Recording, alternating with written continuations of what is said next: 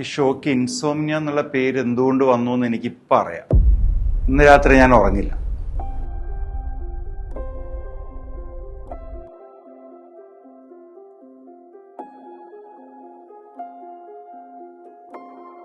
ഈ ഷോ തുടങ്ങിയിട്ട് ഞാൻ ആദ്യം ആലോചിച്ച എൻ്റെ ലൈഫിനെ പറ്റിയാണ്. അത് ആലോചിപ്പിച്ചു എന്നുള്ളതാണ്.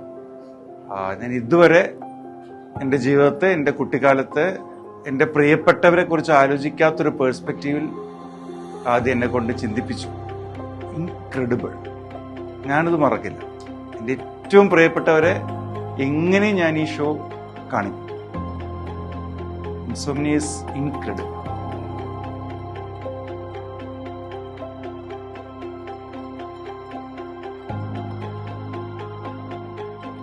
Everything was so magical, and as a little child we always want to look forward to magic and look forward to miracles happening, and അത് ശരിക്കും ഒരു റിയാലിറ്റി ആയിട്ട് ഇവിടെ കാണാൻ പറ്റി.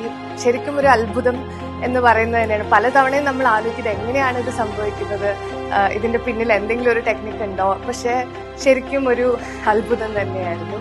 ഒരു പ്രത്യേക മാജിക്കൽ എക്സ്പീരിയൻസ് ആയിരുന്നു.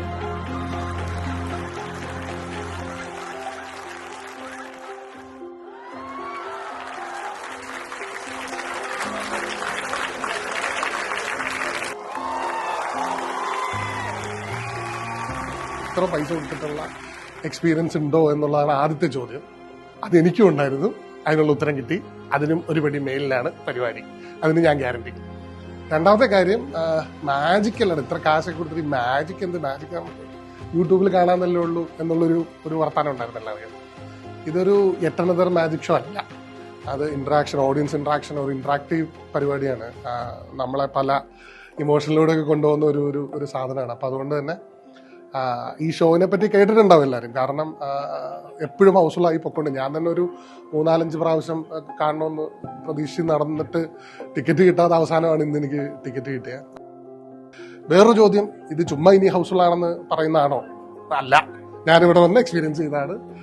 എല്ലാ ഷോസും കാണാപ്പൈക്ക് ആൾ കയറി എന്ന് പറയുന്ന പോലെ എല്ലാ സീറ്റിലും ആൾ കയറിയിട്ട് തന്നെ ഹൗസ്ഫുള്ളായതാണ്. അപ്പോൾ ഇതൊക്കെയാണ് ഈ ഷോയിലേക്ക് നിങ്ങളെ ഇൻവൈറ്റ് ചെയ്യാനുള്ള എൻ്റെ കാരണങ്ങൾ. വേറെ അധികം വർത്തമാനങ്ങളൊന്നുമില്ല.